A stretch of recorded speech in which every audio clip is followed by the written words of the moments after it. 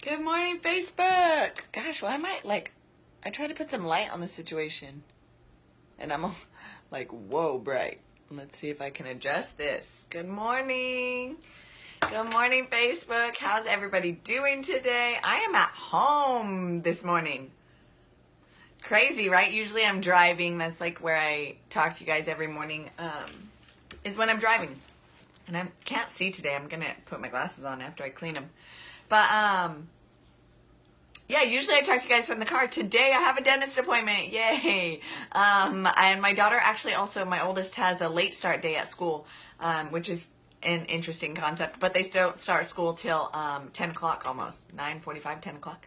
So I'm coming at you from the house this morning. This is my office slash computer room slash office slash gym slash everything. This is my everything room. My kids are still young, so I don't really get a room to myself yet. I don't think that that's a possibility for quite a while.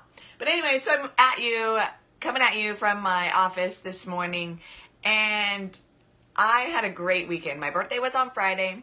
I'm going to put these on so I can see you guys. Oh, hi. Oh, hey, there you guys are. Whoa, there's like mad glare from my light. Okay, forget that. Well, I'll just be blurry this morning. Anyways, so I went on a motorcycle ride with my husband this weekend. It was so much fun. We rode up to Kernville. A little bit of chaos, of course, because what fun would it be if everything went right? So we are like literally 3 miles away from where we're supposed to be, and the bike breaks down. Something to do with the charging system. The battery was not, I don't know, it's not running electricity or whatever the way it's supposed to. So we broke down outside of town. Luckily, we were riding with somebody else, so I hopped on with them, rode into town, got some friends of ours who had a truck and some tools. Luckily, thank God, I mean, we are seriously blessed with some amazing people in our lives. So big shout out to the Walker family, because every single one of them super helped us out. Drove me back to where my husband was with the bike, fixed what he needed to, switched out some stuff, got it on and to the campsite. Thank God. So we hung out. We walked over to a bar where everybody was at, listened to some music. I don't drink, so I didn't drink. But dancing around, laughing, having a good time. It was a good first night until it's time to sleep. It was so cold. I checked the weather before we went, but I was not prepared, I guess. It was really cold. My husband and I were like super cuddled up. It was cold the first night. Texted my brother first thing in the morning. I'm like, because he was on his way. I'm like, bring me every blanket you own because it was really cold. So he brought me like a -5 degree rated sleeping bag to add to the blankets we had. So it ended up being a good time. I don't know if you guys drink or party or whatever, but the motorcycle people that we hang out with, the chopper scene, whatever you want to call it, man, those people can party. I don't party like that anymore. I used to. But it was interesting to just people watch this weekend. And I mean, I was tired. We stayed up late, got up early. I did a lot of walking around, hiking around. Me and my husband crossed the river, or waded through the river. It was kind of cold. It was really cold. But we did it, and it was just, overall, we had a good time, made the best of every situation. But whenever I go out somewhere, I consider this going out. It was a big party, basically. And I just like to people watch. Watching people act like fools when they're drunk, it just seals the deal for why I don't like to drink. And I watched some intense things going on, and some people that I just said a little prayer for, because it's one thing to let loose and have a good time. It's a different thing to completely act like a fool. And there were a couple of those that went down. I mean, it happens, right? I guess. I don't know. But I'm still recovering from the weekend. I can only imagine how people felt who drank all weekend, because I was tired and burnt out, and I got home and took like, I don't know how long I slept for, but took like a good nap when I got home. I was drained. So I can only imagine people who partied and did far more than, you know, like got a little crazy. I can only imagine how they're feeling. But I just can't believe, like, I used to do that to my body. And that's crazy to think, right, that we do that to ourselves, and like the chaos that comes from it on the inside. Like, can you see? I mean, I'm like still tired. I'm still recovering. And I ate good all weekend. Luckily, I mean, I don't remember if I've told you guys this or not, but I haven't been eating meat. So my options are kind of limited in situations like that when they're having a barbecue and all they're serving are tri-tip sandwiches. And I'm like, not going to eat that. So, I actually got a breakfast burrito that they had, which was, just had eggs and potatoes in it. And so that was all right. I ate that, they had sausage in it. I took that out. But it was a good weekend. I had such a blast. Thank you again to everybody who wished me a happy birthday on Friday. Like, seriously, makes my heart, like, swell with love. Rookie Dazia. I'm not a rookie. I don't party anymore. I just don't drink. It's just not my scene. But, so I'm thinking about all the people who went out and partied this weekend, and like, how are you recovering today? Are you guys all right? Are you guys, are you hurting? Yeah, Dazia, we used to party back in the day. You know, we used to get down with it. No more. My party days are over. I don't need to get drunk and act a fool. I'm a mom now. I got kids. I feel great. Good, Dazia. Good. Yeah, it's Monday. Like, we should feel awesome. Every start to a new week should be amazing. And if it's not, you need to reevaluate what you're doing. Oh, goodness. I'm like, oh, see? Ooh. I'm still asleep, y'all. What time is it? It's 7:42. Oh, I got plenty of time. When I drive, like, time just goes so fast. I'm going to the dentist this morning. I love the dentist. So many people have, like, weird hang-ups. I guess maybe it's not weird.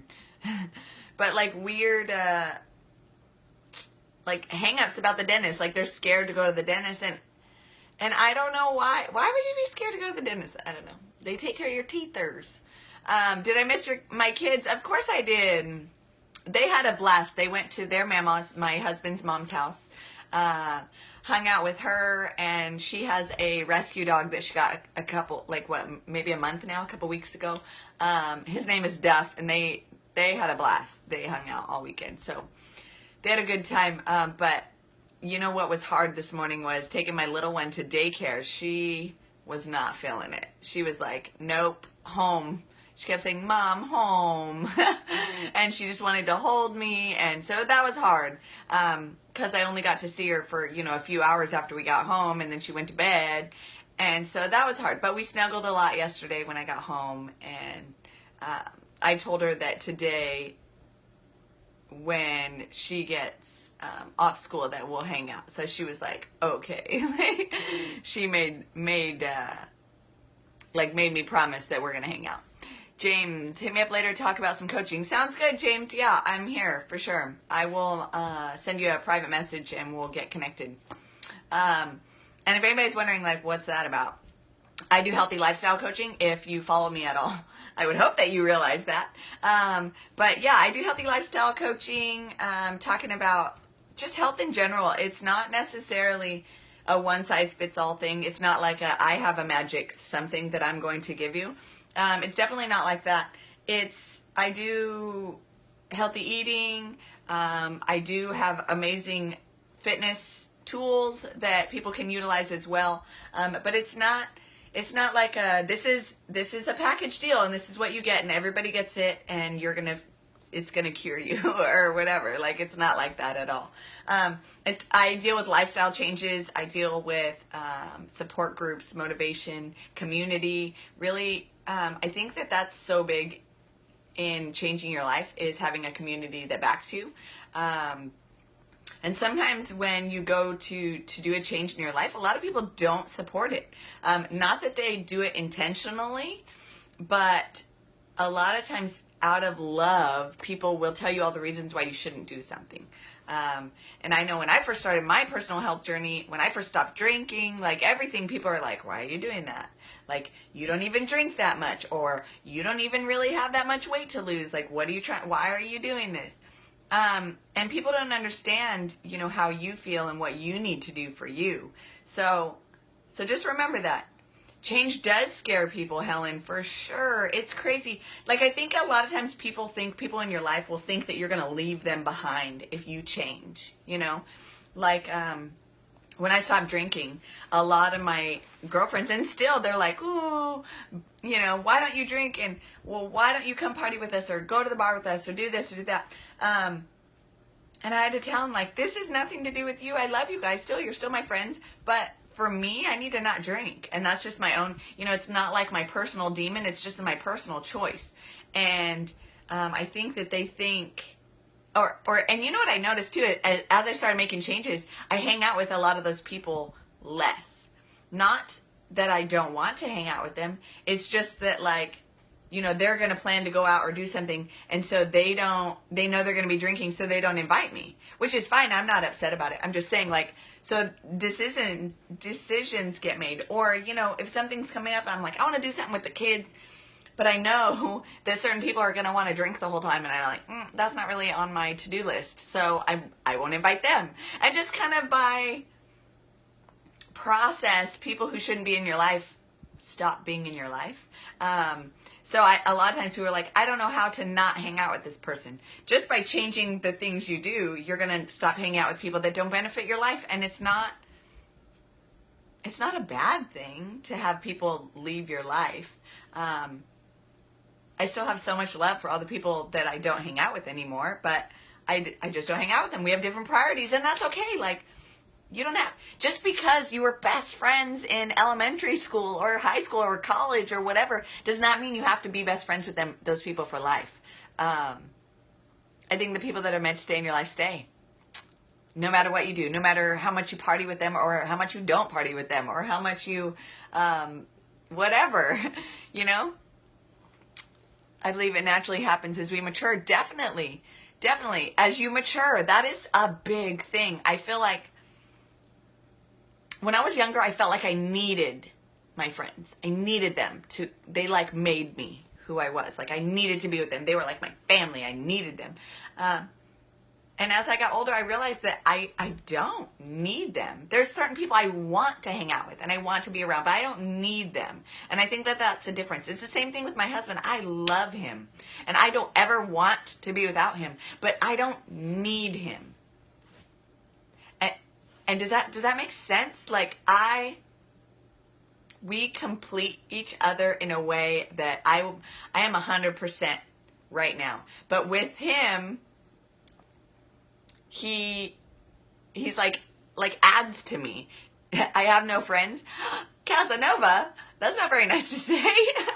I do have friends, and I have select friends who benefit my life and really make me a better person.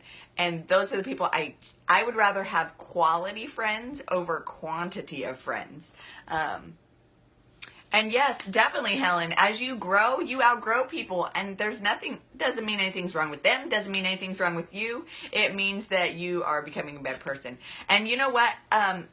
Going back to what you said, Casanova, I have no friends that don't benefit me in a growth aspect.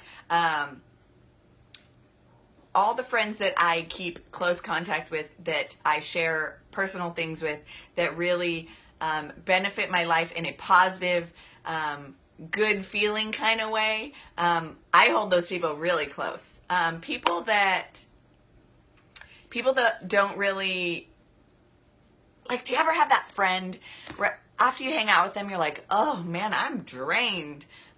Like they are drama. They have so much problems in their life, and you feel like, ugh. When you're done, it's not that you don't love them. You just feel drained afterwards, right? I had to start distancing myself from those people. For so long, I tried to fix those people and like help them and help them grow. And in turn, it was pulling me down. So I had to stop that. I did. I had to pull away from people that were just draining me because they were just draining me. They weren't benefiting themselves. They were just draining me, and that's not good. It's not healthy to need people. Totally. No attachments, right? Like I always think about this, like with my husband, because he is like the most prominent person in my life. That as far as like friends, right? He is my best friend. And I cannot picture a life without him, right? He's just there, and I know he's going to be there. But at the same time, like, I don't need him. And I think that is something that the best relationships come out of an unneediness. I don't even know if that's a word, but like I want him there, and that's what makes this work. I don't need him to be there. If he left me tomorrow, I would be heartbroken, but I could survive. You know, I could still pay my bills. I could still function. I am 100% still me, but I don't want him to leave. I love him. I want him here with me. So, and I think that the best friends that I have grow because of that, because we don't need each other, but we benefit each other. And when I say benefit, I don't want people to think that it's like a, what are you giving me and type of thing like that. Not that kind of benefit. I mean, they benefit my life in a positive manner. Does that make sense? Okay, Casanova, do things last forever? Things?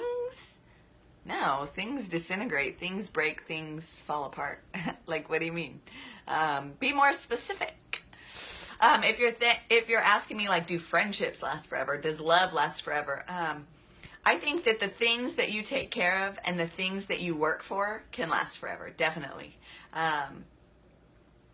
Like when people say, well, nothing lasts forever, neither does love. Well, if you don't work on things, if you don't take care of and cultivate and change and grow as things move forward in your life, then of course it's not going to last. Like so many people in growing up in my life, their parents are divorced. And it almost became like an epidemic. Like everybody was getting divorced. And it was crazy to think like that so many people are getting divorced. And I'm not, like, I feel like the friendships in your life, if you want them to work, they're going to work because you're taking care of them, right? So like when love doesn't last, it's not that love can't last. It's just that for whatever reason, you didn't work on it. Maybe it wasn't meant to be, and that's okay. Like, not everything's meant to be. But I think the relationships that you work for and you cultivate will last, right? And the ones that don't, won't, because you kind of start giving up, right? If it's not meant to be, if you don't want to really be, like deep down, you don't want to be with a person or you don't want to be friends with somebody, then that relationship will slowly just kind of disintegrate and fall apart. Yeah, Courtney, right? You have to feed your relationships, totally. It's, like they say the grass is always greener, right? No, the grass is green where you water it, where you take care of it. And that's another thing, like, it reminds me of a quote where people always say relationships are 50-50. And that is not true. Divorce is 50-50, right? You split everything when you get a divorce. But relationships are 100-100. Relationships don't work if I'm not giving 100% to that relationship. Now, the thing with marriage, I think that makes marriage work, and I'm no God when it comes to marriage or guru or whatever you want to call it, but just from my own experience and watching, my parents have been married for 40 some years, and just by watching them and learning from them and learning from people who divorced and like what they did wrong and things like that, I found that one of the keys is giving 100% all the time. Like you have to give your all to that person. And the best relationships, I think, are the ones where when somebody isn't 100%, like let's say I drop down to a 90% because maybe I'm struggling with something, then my husband comes at me with 110 and he fills my gap, right? But it's an ebb and flow. Like we go back and forth. It's not always him giving more or always me giving more. It's like a good balance, and we work best when we're both giving 100. And that's just, I think that works. That works, right? If you give 100% of yourself, then you know that the relationship's going to work because you're giving your all. And if they're giving their all too, like boom, it just works. Everything flows. Have I ever wanted to give up? Give up on what, Casanova? What are you talking about? I think that it's human nature to want to give up on things, period. Like when things get hard, it's easy to give up, right? Because then it's not hard anymore. Like I think about my workouts, right? Sometimes in the morning, it's freaking hard to work out. Especially like this morning, I was tired, drained, like I was like not feeling life. And I didn't want to work out, but I did. Please leave. 4:30, I got up. I was a little slow. I'm not going to lie. My dog is over here like, can you hear her collar? She's like rolling around. Anyways, so yeah, I did not want to work out this morning. It was hard. It was hard to push through. And I could have given up. I could have just said, forget it. I'll do it tomorrow, right? But then tomorrow it'll be that much harder. Giving up is easy. And I don't like to take the easy way out. Nothing benefits from easy. I listened to a podcast and he said, what did he say? Oh, now I'm totally spacing on it. I wish I could remember it right now. Giving up is easy. Oh, okay. So, like when you give good effort, right? Like let's say, he gave it good effort. He tried. What kind of results do you get? You don't get good results. You usually get poor results, right? Like good effort, okay results. Then you give like just even a hair more effort and you're going to get those good results, right?